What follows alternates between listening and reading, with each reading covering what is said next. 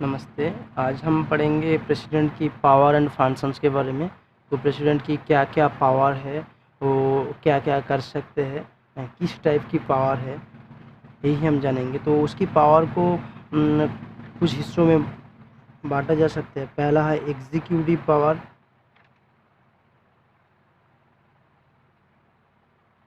दूसरे में है legislative power,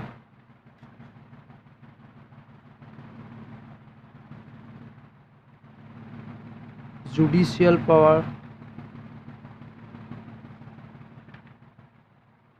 financial power,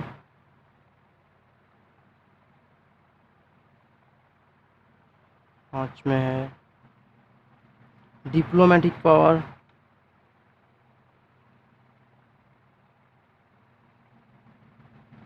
military power,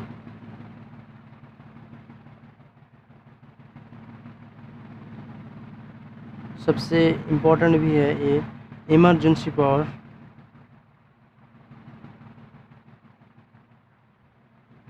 next है आठवां है power of veto power, ordinance making power, ordinance making power. इतने सारे प्रेसिडेंट की पावर्स हैं। इन पावर में सबसे ज़्यादा इम्पोर्टेंट, हालांकि सभी इम्पोर्टेंट है, सबसे ज़्यादा इम्पोर्टेंट पावर है ये ऑर्डिनेंस मेकिंग पावर है। ये वेटो पावर सबसे ज़्यादा इम्पोर्टेंट है, इसको हम अच्छे से जानेंगे। इमरजेंसी प्रोविजंस के अंदर हम इमरजेंसी के बारे में और भी डिटेल्स में जानेंगे। इमरजेंसी पावर में सबसे एक इम्पोर्टेंट सेक्शन है वो आर्टिकल 356, इसी को ज़्यादा हम यहाँ ध्यान देंगे। तो नेक्स्ट है मिलिट्री पावर है, जो डिप्लोमेटिक फिनेंशियल पावर थोड़ी बहुत है, जुडिशियल पावर भी है, legislative power and executive power है, ये भी है। सबसे इम्पोर्टेंट पावर हम देखेंगे वेटो पावर। प्रेसिडेंट की सबसे बड़ा कोई भी बिल एक्ट बनने से पहले प्रेसिडेंट की असेंट की ज़रूरत होती है, प्रेसिडेंट की अनुमति की ज़रूरत होती है।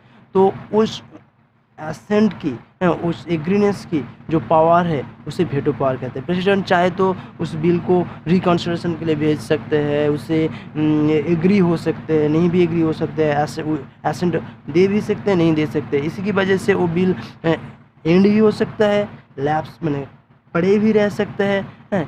इस पावर को हम वेटो पावर कहेंगे। इसके बारे में हम ज़्यादा से ज़्यादा चर्चा करेंगे थोड़ी देर बाद में। तो पहले सीरियल नंबर की तरह हम आगे बढ़ेंगे। तो पहले देखेंगे कि एग्जीक्यूटिव पावर, प्रेसिडेंट की क्या क्या एग्जीक्यूटिव पावर है, वो थोड़ा बहुत हम जानेंगे। एग्जीक्यूटिव पावर, तो एग्जीक्यूटिव पावर में पहले आते हैं मतलब जितने भी एग्जीक्यूटिव एक्शंस होते हैं, ऑल एक्शंस, एग्जीक्यूटिव एक्शंस वो क्या ना उसी की नाम से, प्रेसिडेंट के नाम से लिया जाता है, प्रेसिडेंट की नेम से लिया जाता है। मतलब president as president is our father of our nations, and so all executive actions taken in his name, and he can make rule for more convenient business।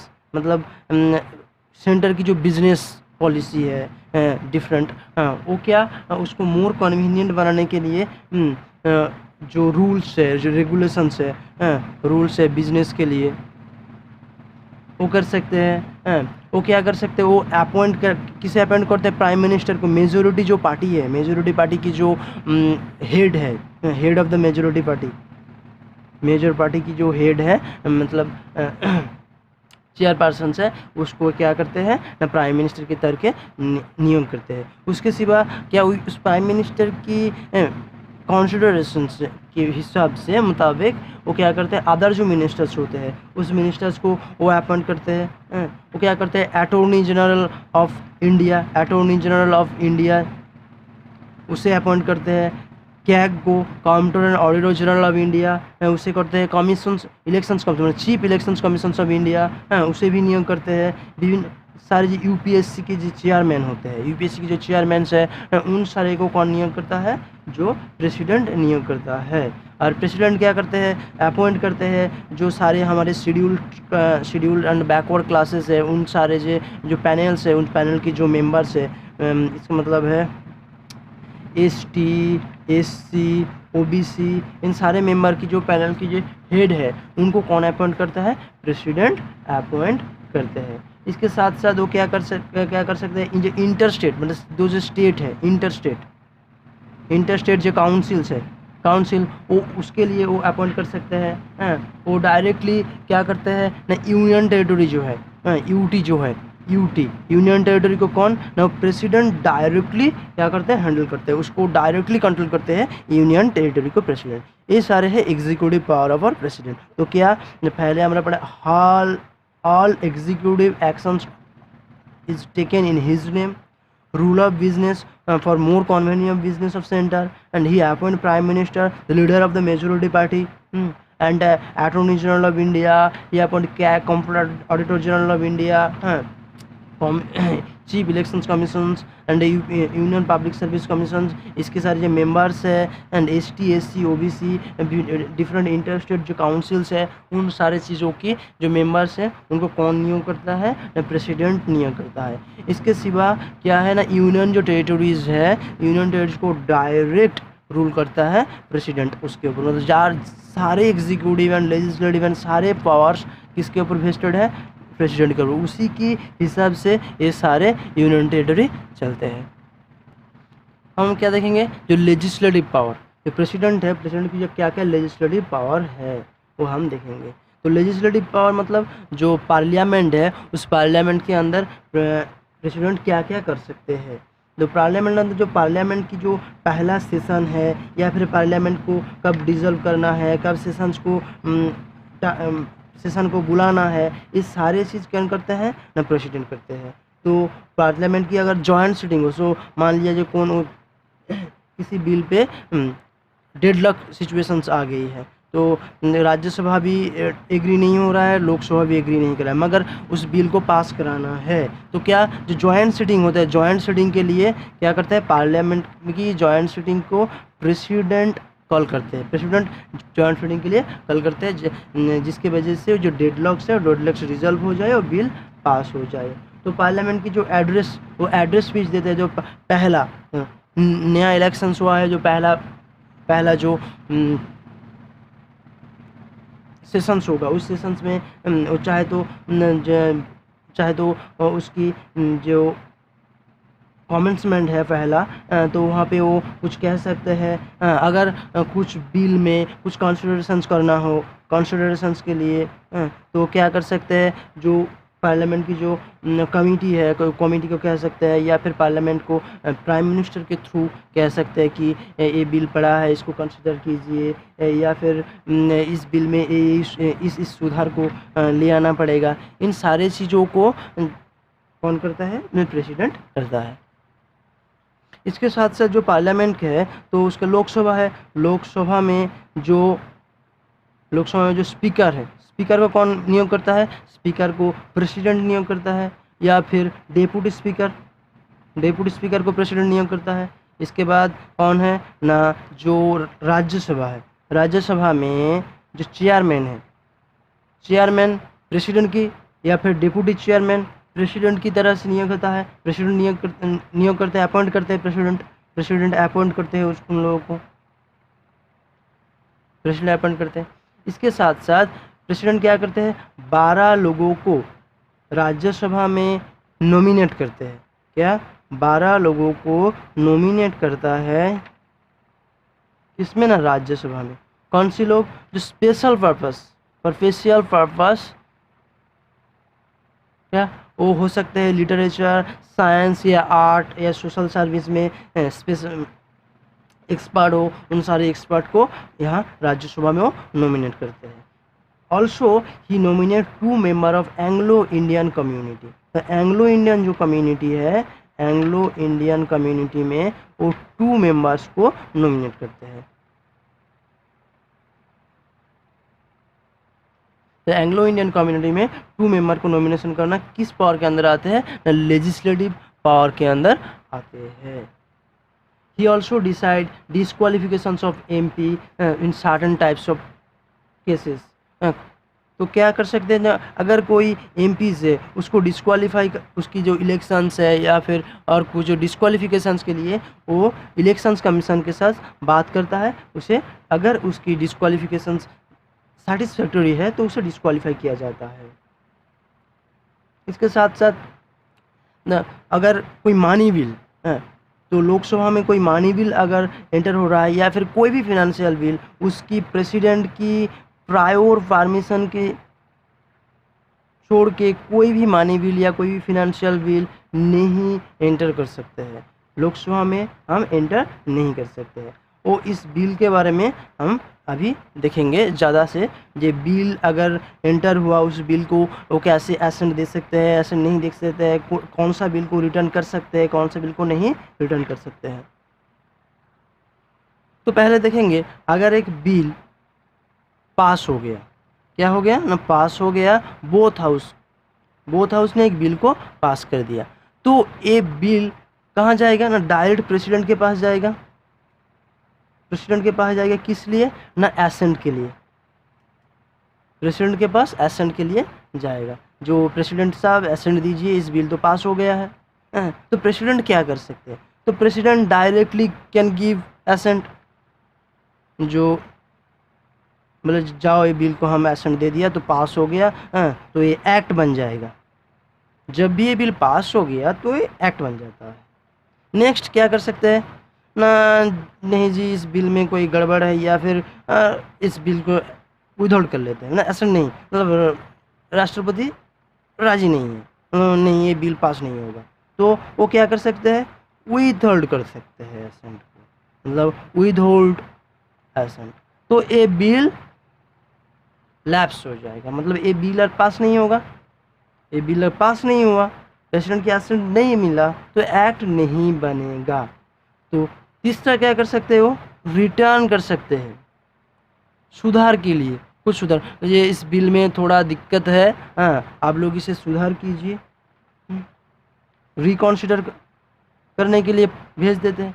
मगर यह एक दिक्कत है, तो बिल जो रिटर्न करेंगे प्रेसिडेंट, एक इसमें यही है दिक्कत कि वो मानी बिल को रिटर्न नहीं कर सकते।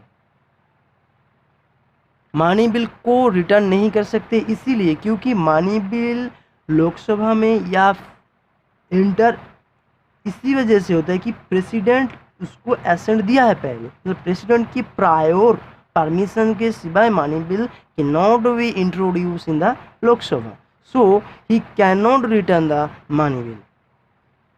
In every time, almost every time, president give his assent to money bill, and for different types of bill, he can return the bill for reconsiderations. But here, when he return the bill for reconsiderations, he is bound to give his assent. He cannot withhold his assent or cannot keep the bill pending. So क्या यहाँ पे क्या है, अगर वो bill return कर दिया, return किया ऑर्डिनरी बिल को, कोई भी ऑर्डिनरी और कोई दूसरा स्पेशल बिल को उसने रिटर्न किया, मगर वो फिर से पास हो गया, बोथ हाउस में पास हो गया, तो अगर फिर से बोथ हाउस में वो पास हो गया, फिर से एसेंट के लिए प्रेसिडेंट के पास आते हैं, तो प्रेसिडेंट को एसेंट देना पड़ेगा। प्रेसिडेंट यहाँ बाउंड है ये एसेंट देने के लिए, क्योंकि वो दोबारा नहीं कर सकते, उस बिल को विदहोल्ड एसेंट नहीं कर सकते, उसे एसेंट देना पड़ेगा। तो इसके साथ साथ लेजिस्लेटिव पावर के अंदर थोड़ा बहुत है, उन्होंने ऑर्डिनेंस की प्रोमागुलेट कर सकते हैं जब क्या पार्लियामेंट सेशन में नहीं है, पार्लियामेंट जब सेशन में नहीं है तो वो क्या कर सकते हैं ना, ऑर्डिनेंस में करते हैं और रेगुलेशंस करते हैं, पीस प्रोग्रेस करते हैं, गुड गवर्नेंस के लिए कर सकते हैं। वो अंडमान निकोबार लक्षद्वीप जो आइलैंड है, उन सारे आइलैंड को वो एडमिनिस्ट्रेट करते हैं। इन सारे चीज़ क्या है ना, प्रेसिडेंट की लेजिस्लेटिव पावर है। तो जो फिनंशियल पावर है वो तो ऑलरेडी हमने ये सुना कि कोई भी बिल है, मानी बिल है, जो मानी बिल और फिनंशियल बिल, मानी बिल और फिनंशियल बिल क्या है ना, इसकी प्रेसिडेंट की प्रायोर परमिशन चाहिए, प्रेसिडेंट की प्रायोर परमिशन चाहिए इंट्रोड्यूस कराने के लिए।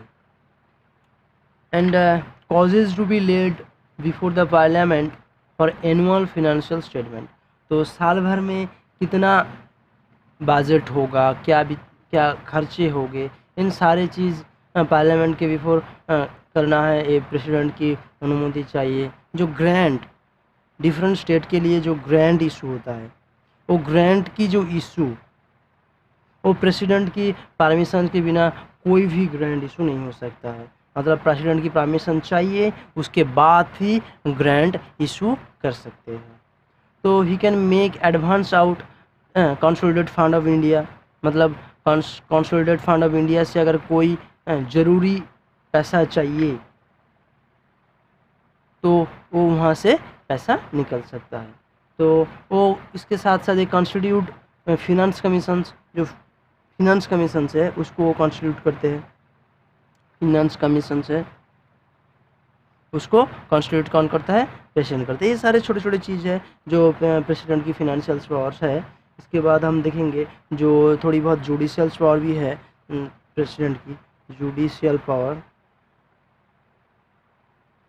तो जुडिशियल पावर में क्या क्या आते हैं? तो जुडिशियल पावर के अंदर आते हैं जो चीफ जस्टिस ऑफ इंडिया है, CJI, chief justice of India. तो चीफ जस्टिस ऑफ इंडिया को कौन अपॉइंट करता है? उसके अपॉइंटमेंट प्रेसिडेंट के द्वारा होता है। प्रेसिडेंट के द्वारा चीफ जस्टिस ऑफ इंडिया के अपॉइंटमेंट होते हैं। तो बाकी जो जज है, जैसे अदर जो जज होते हैं, वो चीफ जस्टिस ऑफ इंडिया की जो हाई कोर्ट के जो अदर्स हाई कोर्ट में जो जज अपॉइंट करना है, चीफ जस्टिस ऑफ इंडिया जो है उसकी रिकमेंडेशन के साथ साथ प्रेसिडेंट उन जज को अपॉइंट करते हैं। तो he can advise supreme court. मतलब सुप्रीम कोर्ट भी किसी विषय मैंने कुछ चीज़ों में एडवाइस कर सकते हैं, एडवाइस कर सकते हैं किसको? सुप्रीम कोर्ट को। सुप्रीम कोर्ट को एडवाइस करते हैं। मगर ये बात यहाँ पे जानना ज़रूरी है, जो एडवाइस है वो फोर्सेबल नहीं है, बाइंडिंग नहीं है। वो सुप्रीम कोर्ट चाहे तो एडवाइस सुन सकते हैं या फिर नहीं सुन सकते। तो ये जो एडवाइस है is not binding to the president, sorry to the Supreme Court. It is just an obligatory, not obligatory, it's just an advice. He also can grant pardon.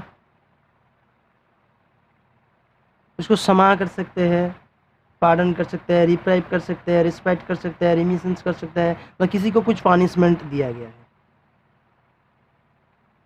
Court ने किसी को पनिशमेंट दिया है, उस पनिशमेंट को कम कर सकते हैं, उस पनिशमेंट को खारिज कर सकता है, किसी भी डेथ सेंटेंस को रिहा कर सकते हैं, वो कुछ सडन कंडीशंस के थ्रू।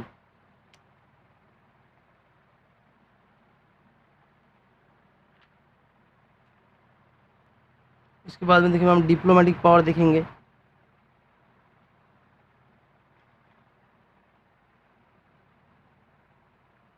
डिप्लोमेटिक पावर में क्या है ना, जो सारे इंटरनेशनल इशू है, इंटरनेशनल अफेयर्स है, तो वो कहाँ ना प्रेसिडेंट की बिहाफ में निगोशिएट किया जाता है प्रेसिडेंट की अप्रूवल से। इसके साथ साथ जो सारे जो राष्ट्रदूत होते हैं, जो एम्बेसडर्स होते हैं, हाई कमीशंस होते हैं, उन सारे चीज़ों को क्या करते हैं, उनको वो सेंड करते हैं, रिसीव करते हैं, इन सारे चीज़ की करते हैं। जो डिप्लोमेट है, डिप्लोमेट बाय एम्बेसडर, उसको रिसीव करते हैं, सेंड करते हैं डिफरेंट कंट्री को। जो इंटरनेशनल रिलेशंस है, उसको जो निगोशिएशंस है, उनकी बिहाफ होते हैं। इन सारी चीज़ें डिप्लोमेटिक पावर के अंदर है प्रेसिडेंट की। इसके बाद हम देखेंगे जो मिलिट्री पावर है। मिलिट्री पावर में क्या क्या होते हैं ना, वो सुप्रीम कमांडर है सारे मिलिट्री, जो हमारा तीन जो है, जो एयर फोर्स है, आर्म फोर्स मतलब मिलिट्री है, मिलिट्री फोर्स, नेक्स्ट है नेवी। ये तीन फोर्स है, air force, military force, arm जो फोर्स कहते हैं हम, नेवी फोर्स। इन सारी को जो हेड है, इन तीनों की जो हेड है, वो हेड पावर किसके ऊपर है? प्रेसिडेंट के ऊपर है। और इन तीनों को जो चीफ है, मतलब चीफ, इन तीन सेक्शन की जो चीफ है, उस चीफ को कौन अपॉइंट करता है ना? प्रेसिडेंट अपॉइंट करता है। Appointed by president. तो क्या अगर किसी कंडीशन में युद्ध की परिस्थिति हो गया या फिर कुछ शांति की वाणी कंट्री में डिक्लेयर करना है, वो सारे चीज़ किसके होते हैं ना, प्रेसिडेंट के थ्रू ही होते हैं, बल्कि इसमें पार्लियामेंट की अप्रूवल रिक्वायर होते हैं। तो जो वार है, वार डिक्लेयर होते हैं, वार डिक्लेयर, इसमें भी प्रेसिडेंट ही डिक्लेयर करते हैं वार, मगर इसमें क्या होते हैं, पार्लियामेंट की अप्रूवल चाहिए होते हैं। नेक्स्ट पावर हम देखेंगे इमरजेंसी पावर। देखो ये सारे चीज़ छोटे छोटे हैं, मतलब हमें एक दो लाइन की पढ़ना है, मतलब मैं प्रेसिडेंट की जो पावर है वो बताओ, तो हम मिलिट्री पावर थोड़ी बहुत एक दो लाइन बात कह देंगे, या फिर इमरजेंसी पावर एक दो लाइन कह देंगे। यहाँ इम्पोर्टेंट है जो वीटो पावर, वो हम अलग सी लेक्चर में ज़्यादा से ज़्यादा जानेंगे कि वीटो पावर क्या है, कैसे प्रेसिडेंट अपने वीटो पावर को यूज़ करता है, कब यूज कर सकता है, कब यूज़ नहीं कर सकता है, वीटो की टाइप क्या है, कौन सी वीटो दूसरे कंट्री के जैसे यूएसए है, ब्रिटेन है, उनकी तरह से हमारा वीटो पावर कैसे डिफरेंट है, क्या ये हम जानेंगे। तो यहाँ हम इन जो पावर्स है इनको छोटे छोटे तौर पे जान लेते हैं। इसके बाद हम देखेंगे इमरजेंसी पावर। इमरजेंसी पावर क्या क्या है, emergency three types of emergency है, तीनों प्रकार इमरजेंसी है। तो पहला है नेशनल इमरजेंसी। नेशनल इमरजेंसी ये अंडर आर्टिकल 352 आते हैं। Presidential constitutional emergency, constitutional emergency, और इसे ही कहते हैं प्रेसिडेंट रूल, इसे ही कहते हैं प्रेसिडेंट रूल। ये 356 के अंदर आते हैं। इसकी स्टेट इमरजेंसी भी कभी कभी कहा जाता है, 356 के अंदर आता है स्टेट इमरजेंसी। और तीसरे में है फिनेंशियल इमरजेंसी। फिनेंशियल इमरजेंसी ये आते हैं 360 के बीच। मतलब ये सारे जो इमरजेंसी है जब डिक्लेयर प्रेसिडेंट करते हैं, मगर इसके लिए पार्लियामेंट की अप्रूवल चाहिए होती है। मतलब प्रेसिडेंट चाहे तो नेशनल इमरजेंसी या फिर कॉन्स्टिट्यूशनल इमरजेंसी या फिनेंशियल इमरजेंसी डिक्लेयर नहीं कर सकते, उसके लिए पार्लियामेंट की अप्रूवल ज़रूरी है। पार्लियामेंट अगर अप्रूव कर दे कि नेशनल इमरजेंसी डिक्लेयर कर दीजिए आप, तो प्रेसिडेंट नेशनल इमरजेंसी डिक्लेयर करेंगे, कॉन्स्टिट्यूशनल इमरजेंसी डिक्लेयर करेंगे या फिर फिनेंशियल इमरजेंसी डिक्लेयर करेंगे। तो यहाँ पे जो फिनेंशियल इमरजेंसी है ये आज तक कभी भी लागू नहीं हुआ। 1991 की या फिर 1990 की तौर पे वहाँ हमारा जो इकोनॉमिक क्राइसिस चल रहा था, उस वक्त भी फिनेंशियल इमरजेंसी डिक्लेयर नहीं किया गया था। तो फिनेंशियल इमरजेंसी आज तक अभी भी डिक्लेयर नहीं किया गया। तो इमरजेंसी प्रोविजंस जब हम पढ़ेंगे अलग से, तो अब इमरजेंसी में क्या क्या प्रोविजंस है, कैसे क्या होते हैं, वो हम ज़्यादा डिटेल्स में पढ़ेंगे, यहाँ ज़्यादा नहीं जाएंगे इस बारे में। तो अब हम पढ़ेंगे ऑर्डिनेंस मेकिंग पावर। तो ऑर्डिनेंस क्या है, जब ऑर्डिनेंस कब होते हैं, ऑर्डिनेंस होते हैं जब पार्लियामेंट सेशन में नहीं है, पार्लियामेंट सेशन में नहीं है, या फिर दोनों हाउस है, दोनों हाउस में कोई भी एक हाउस सेशन में नहीं है, वन हाउस सेशन में नहीं है। क्या है, कोई भी बिल पास करने के लिए दोनों हाउस की एसेंट की ज़रूरत होती है। अगर दोनों हाउस बिल को पास कर दिया, उसके बाद प्रेसिडेंट एसेंट दिया, तो वो एक्ट बनते हैं। कुछ सिचुएशंस में ऐसे होते हैं, कुछ लॉ ज़रूरी होते हैं। तो अगर मान लो जो प्रेसिडेंट पार्लियामेंट सेशन में नहीं है, कोई भी एक हाउस या दोनों हाउस, तो तब क्या कर सकते हैं, ये पावर प्रेसिडेंट को दिया गया है कि प्रेसिडेंट चाहे तो ऑर्डिनेंस मेकिंग कर सकते हैं। तो आर्टिकल 123, आर्टिकल क्या, इंडियन कॉन्स्टिट्यूशन की 123 आर्टिकल क्या करते हैं, एम्पावर करते हैं, मतलब प्रेसिडेंट को पावर देते हैं, क्षमता देते हैं कि आप ऑर्डिनेंस कर सकते हैं, आप ऑर्डिनेंस प्रोमलगेट कर सकते हैं। कब कर सकते हैं, हमने सुना कि पार्लियामेंट जब सेशन में नहीं है, चाहे वो एक हाउस या बोथ हाउस या फिर अब यहाँ इम्पोर्टेंट यही है, अगर पार्लियामेंट सेशन में है, इफ पार्लियामेंट इन सेशन, तब ordinance cannot be promulgate by the president. मतलब पार्लियामेंट सेशन में जब है तो प्रेसिडेंट ऑर्डिनेंस क्रिएट नहीं कर सकते। It is not a parallel power, it is not a parallel power. मतलब सेशन में है पार्लियामेंट, प्रेसिडेंट ऑर्डिनेंस मेक नहीं कर सकते। Circumstances existed that rendered it necessary immediate actions.